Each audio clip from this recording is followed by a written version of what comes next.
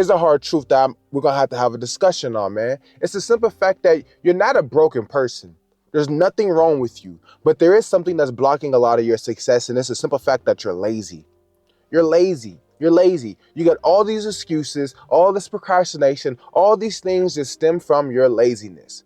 You know, sometimes for me in life, I got so many things I'm focused on or working on that I can't show up to all things because I have to prioritize things on what I need to be working on right now.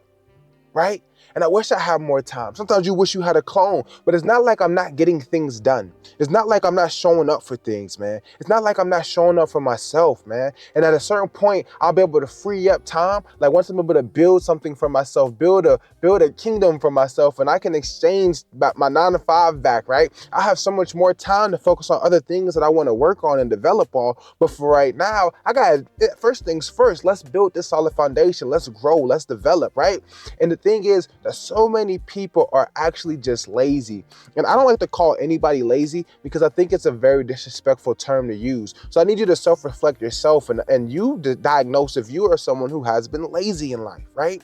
Because laziness, this says nothing comes to the sluggard, right? But poverty. Nothing comes to the lazy but poverty. A little folding of the hands and poverty will pounce on you, right? It's impossible. It's impossible to live your best life, to fulfill your dreams, to be a motivation and inspiration to people, to be an impact to people, right? To change lives for anyone, to be looked at as a leader if you're lazy. It's just not going to happen. This is not going to happen. And fundamentally, I tell you guys this all the time. You see, so many people want motivation. I'm just not motivated. The people that win, you think that they're just going through life extremely motivated? No. See, discipline has to exist because motivation is not a constant.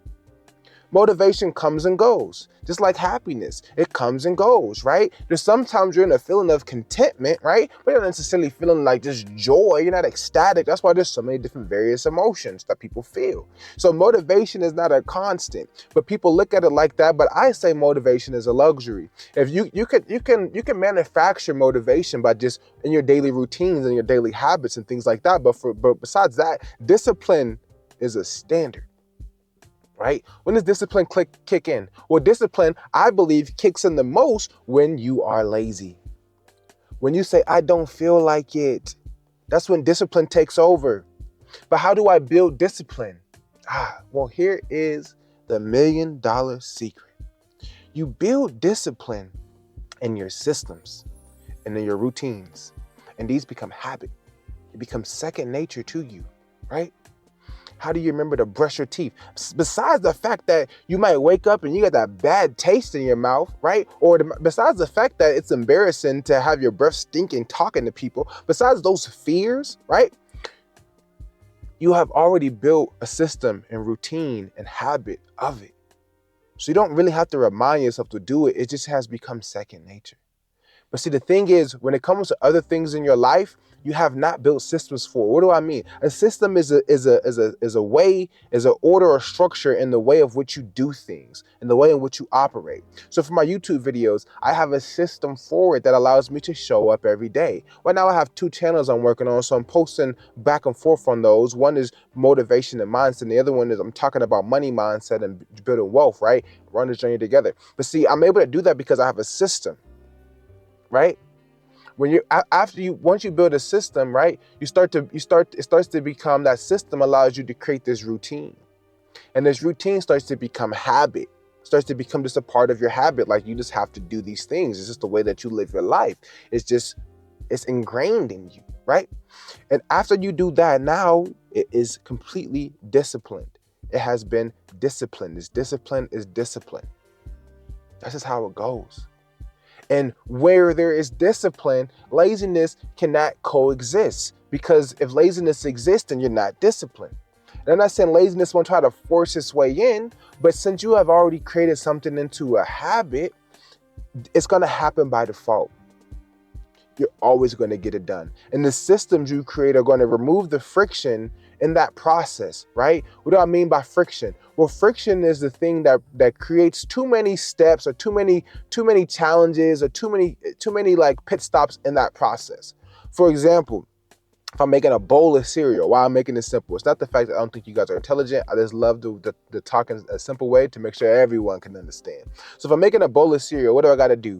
Well, I have to select a bowl. I got to select the spoon. I got to select the cereal that I want, and I got to grab some milk. Pour the cereal in the bowl, and then grab the milk. Right? That's the system in which I make a bowl of cereal. Somebody might put milk first, cereal first. I don't know, whatever heck y'all do. But I'm just saying that seems like there's not that much friction in it. All I gotta do is go to the kitchen and grab these items and then assemble it. How long would it take me? Maybe 60 to 120 seconds. Probably not that long, right? But here's the thing. What if you get into the kitchen and there's no cereal? What if you get into the kitchen and there's no milk? What if you get in the kitchen and the dishes are dirty, right? Now there's friction. There's more steps preventing you from just doing the necessary system. Your system is grab bowl, grab cereal, grab milk, grab spoon, and put it all together. That is their system. But if there's other steps in the system, like go to the store, grab milk, go to the store, grab cereal, go, put my headphones on, listen to music, and clean the dishes, that I now assemble too many steps that instead of just 2-minute process, now it becomes like an hour and 30-minute process, and likely you won't eat cereal today. Like, that's just how it goes. So that's what I mean when I say friction. Unnecessary things that are preventing you from being able to perform your usual normal system, right? So in life, we need to minimize, when we're planning, we're trying to build systems to get out of the state of laziness or to fight off our laziness, right? To minimize that, we have to create systems that remove friction. We have to create systems that remove friction. What does that look like? Well, I'm about to think about the things that you're doing. But for example, say you're like, I'm trying to get better at washing, keeping my dishes clean, and I'm lazy on that. So what's a system that I can do? Well, you already have your system and how you wash the dishes when you're in that mode. So we can also think about, well, what happens? What's creating laziness? Well, maybe you're waiting too long, right? Maybe dishes is something that you do every day or every night, right? To clear out the sink before the day ends. Maybe you do it after every meal and you're cleaning up then. Maybe you're cleaning dishes as you're cooking and using the dishes that you're using, right?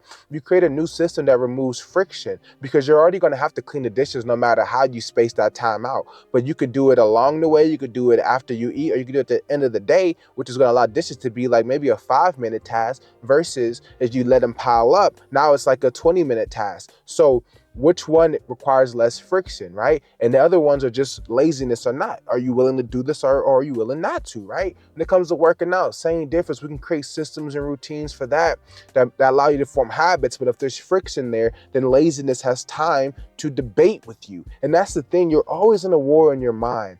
There's always an internal debate going on, either emotionally or words in your mind.